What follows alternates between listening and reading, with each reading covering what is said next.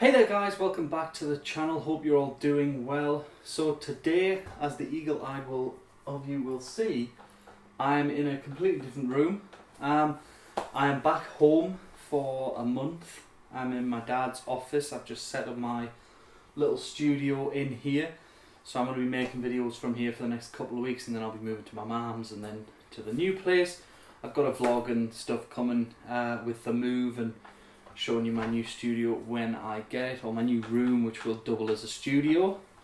So today is a video that I wanted to make for a while, and it's basically, you'll notice there is my lovely gold and black Stratocaster here with the moons. You'll be able to see just the moons there, and you'll be able to see there is a maple necked fender here as well. Now this is my dad's.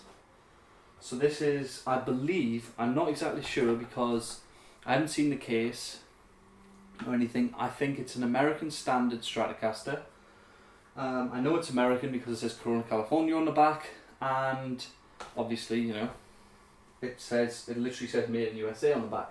So mine, as regular watchers of the channel will know, it's a Partscaster. I was given it by my friend Elle. And I love it. It's a great guitar, and it's got EMG in it. This is all stock, completely stock. And what I'm going to do is I'm just going to try them out, both of them, and see what I think and give you some comparisons. Obviously this one for American standard is about £1,200. If you were to buy a Partscaster and build one like this with the EMGs in, it would probably set you about £500 to £600. And including a setup, probably about that much money, depending on what woods you got and what hardware. You could probably do it if you were really scrimping about it. The EMGs were a couple of hundred, and then you could get the neck and everything else sorted for probably two or £300. So quite a large price difference, but is the quality going to be different? Now I have had mine set up. It's set up with 10 gauge strings, 10 to 56 hybrids, and my dad's is set up with 9 gauge strings, which is a bit of a jump for me. I used to use 9s, I now don't. And also, my bridge is a set bridge, my dad's bridge is a floating bridge. So I'm going to have some issues switching between them and playing them, but it's more the quality terms and looking at all of it like together in that respect, and giving you a view of whether it's even worth in now the modern day when you can get all the cheaper ones and cheaper Partscasters, whether you should even buy a Fender Stratocaster, an American one. Is it worth it? Maybe, maybe not. So we're going to start off with my dad's one here. So it's got staggered string trees down there, which is very handy, and it does still have the string tree here. I have got a bit of B-roll to put in. It's got the 2-point trem, which is the more modern style trem, I believe, and also, but it's got vintage style saddles. It looks like it's not the modern ones that I've got on my Telecaster. It's a decent weight, no heavier than that, and it is a C or D type neck, quite a thick neck. And it's got a thin lacquer on the back of the neck, but interestingly it's got a lacquered fretboard, and I'm not a big fan of lacquered fretboards either, so this doesn't really bode well for my dad's guitar. However, the saving grace for this guitar is it does sound pretty darn good. Just trying to get this strap sorted. So I'll just yuck that on there, and I'll take the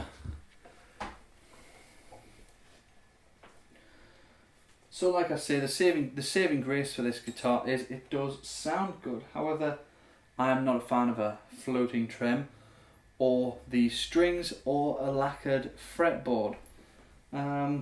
So I guess we'll see. Now one thing I can say about this is that it holds tune insanely well, because I know my dad doesn't play it much, and when I come home it's nearly always perfectly in tune. Now when I've been doing this, I can hear some little tinks of strings, which tells me that the nut is a bit sticky and it probably needs oiling or a bit of graph-teching, and I'm 100% sure it needs new strings, but my dad never restrings his guitars unless it's absolutely necessary. So we'll see. So we're going to go bridge pickup on 10. I'm on a Stevie Ray Vaughan type thing, and we'll just see what it's like.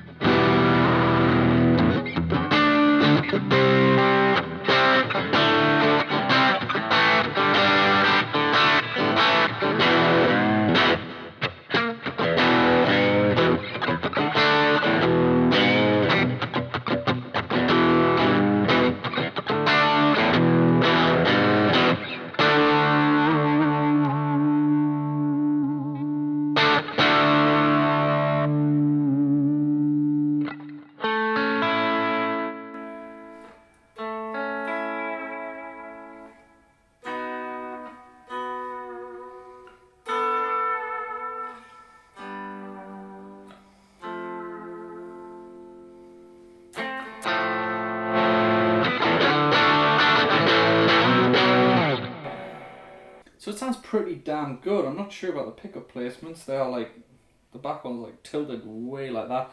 And it does have staggered pole pieces, which is interesting. It's the only guitar that I've ever like sort of had and played that has staggered pole pieces, which is quite interesting. The pickups sound great. The trem, although I don't like floating trems because I normally anchor my hand and hit it like that, so I knock everything out of tune.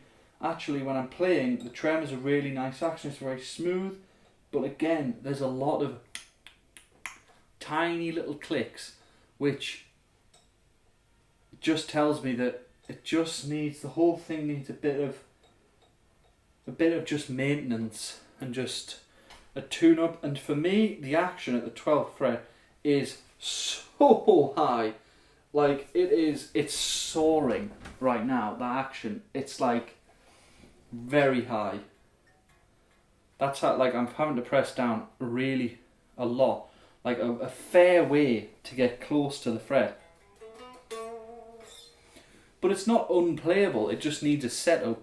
Just needs, to me, because it sits in this loft, which gets hot all the time, it needs just a truss rod adjustment. I think the neck is just got a 4 bow on it.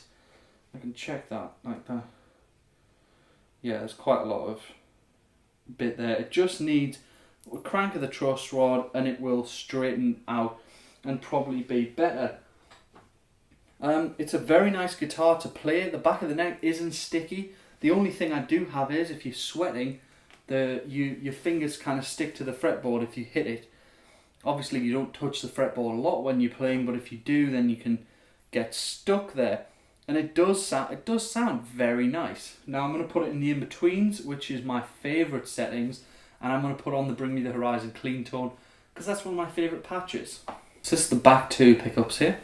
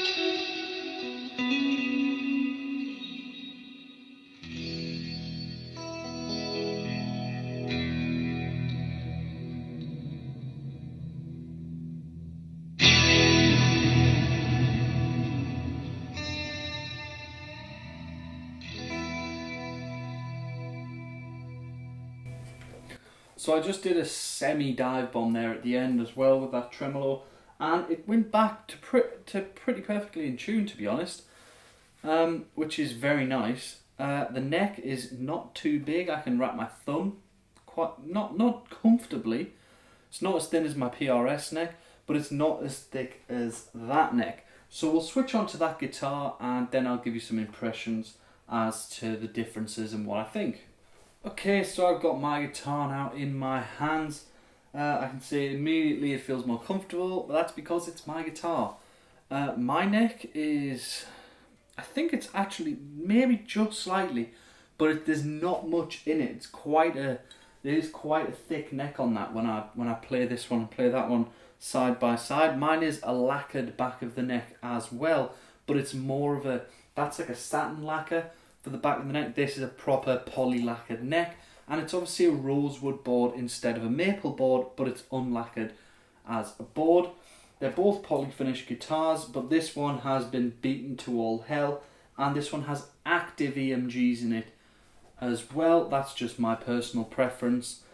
And obviously it's been set up with my strings and how I like to play it, so the action is lovely and straight and the neck is nice and good. So let's see.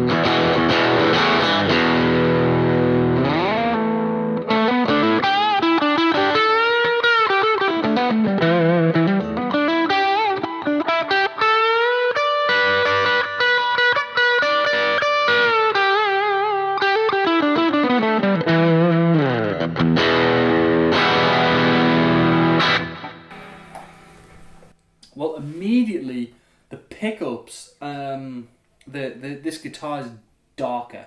Immediately on that front pickup, it was so much darker. I was fiddling with the tone there because it was almost like the tone was rolled off, but it wasn't. It was just I've heard that in the front pickup, and it's a lot brighter, and that is probably down to the EMGs. And I'm gonna say it, probably it's rosewood. It makes the guitar a little bit darker, and maple is a little bit more snappy and bright. But shh. So, as I can say, I've played this guitar a lot. I don't even need to play it to give you impressions on it. It's a good guitar. The body is a cheaper body. It's not, I don't believe it's proper. It's a proper wood body. It's probably a basswood body or a cheaper amethyst type body, which you would get on a Squire, whereas that will be a proper maple or mahogany body or an ash body, depending on what year. As I say, it's very difficult to tell because of, I know the serial number, but I don't know what year because I googled it loads, just couldn't find it. Now this does have vintage style tuners instead of the staggered pole pieces. For me, I prefer the vintage style ones, all locking, because they're just easier to restring. You just stick the string in, wind it, done. And obviously, you know, that's a very good thing when you're trying to restring your guitar quick, but Dad doesn't restring his guitar, as I said, so, you know, it could be either way. Doesn't really matter. I can say that this is a six screw bridge, and the bridge on the American one is better. I've been thinking about upgrading the block and the bridge to a brass block or something like that, and all that, but I feel like I've put money into this guitar now in the pickups, and really if I'm going to go any further, I'll have to make a decision on whether I go whether I am going to keep upgrading this one, just keep the neck and then upgrade the body maybe and the bridge and other bits on it, or if I'm going to just buy a new Stratocaster at some point, or a Strat style guitar. So it's quite a difficult one really. This one, I don't like that the back of the neck is so lacquered, and it is massive. I'm not kidding you, this neck is the biggest neck I've ever felt, if I'm honest. It's absolutely huge, but it does play lovely because it's been set up professionally by More Music in York. The action is lovely and it feels nice to play. I think if I had both of them, then I would. If I could set that one up the way I wanted it, then it would be maybe a different story of playability. But for me, this one is better playability. Although that one would be, I'm assuming, a bit better on playability, just because of the neck size. For me, I prefer slightly smaller than this, especially for more modern stuff. This is okay for the bluesy sort of like fat neck and hanging off it and all that, but for the faster playing, it's better to have a smaller neck. So I just loaded up the Bring Me the Horizon patch. Obviously, regular viewers of the channel, you are great and you will know this tone because I've used it a bunch of times and it sounds fantastic, and it's on my most versatile Strat pickups video. And I still stand by that actually. I think that guitar would be fantastic with EMGs in it as well. So let's hear that.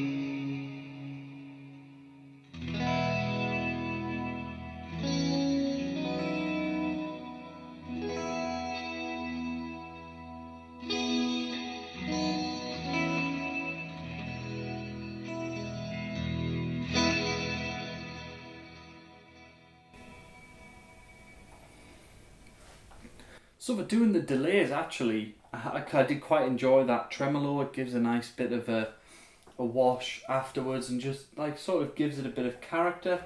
But again, I am not a fan of floating trem. This one is completely blocked off actually with pennies. I just stacked a load of pennies on each other and taped them together with masking tape and did that. So this is a blocked off bridge. And to be honest, it's a great guitar. Let's go to final thoughts. So these two instruments are obviously just phenomenal instruments. They're both really well built and really well set up, apart from this one needs a tiny adjustment, but with a little adjustment it will be brilliant again.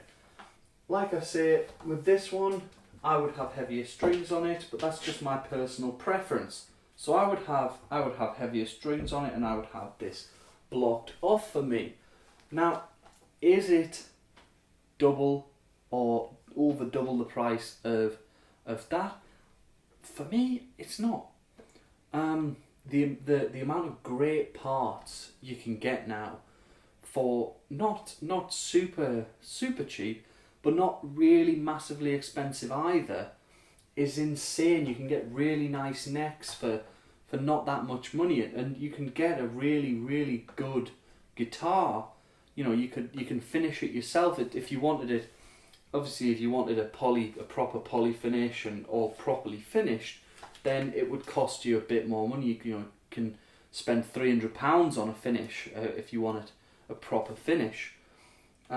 So if you wanted to finish it yourself, buy a bit of wood and then, like, you know, do a stain on it and then protective coat it, something like that, then for me, and then just buy some nice pickups, just make it nice playing, then for me, then it's great value for money to be sitting, you know, to get a Partscaster going. And especially as well, with a Partscaster, you can choose all the bits you want on it. So, you know, you want locking tuners, you don't get them as standard on this model. So, okay, but if in the Partscaster, I want locking tuners, well, I get them as standard because I can just choose what I want. It's almost like doing a custom guitar and then doing almost a custom shop instrument by yourself.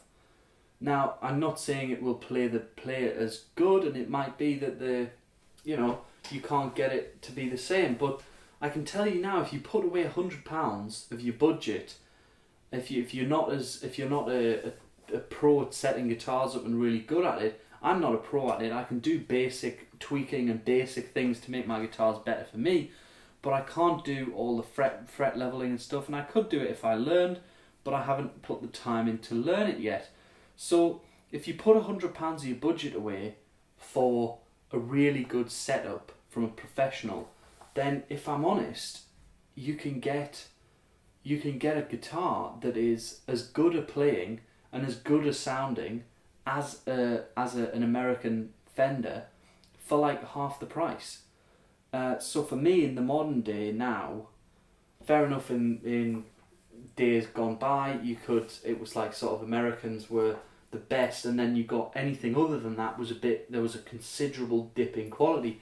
But now so many places are so skilled and the machinery is so good that you can just get great guitars.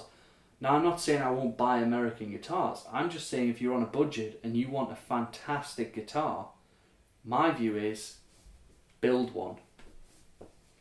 You may not be able to sell it the same, and you may not get the value for it like you would one of these, like an American standard Stratocaster, but who buys a guitar with the thought of selling it? You never buy a guitar with the thought of selling it.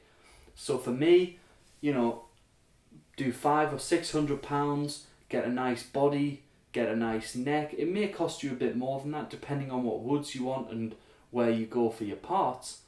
But even just buying an old Squire and then just modding and hot rodding it and doing a proper, you know, you could have them roll the edges at the place you get it set up. You could have them roll the fingerboard edges, and it can be a fantastic instrument. So for me, that's where it's at the moment, is building your own guitar, because it's a lot cheaper and you can specify it.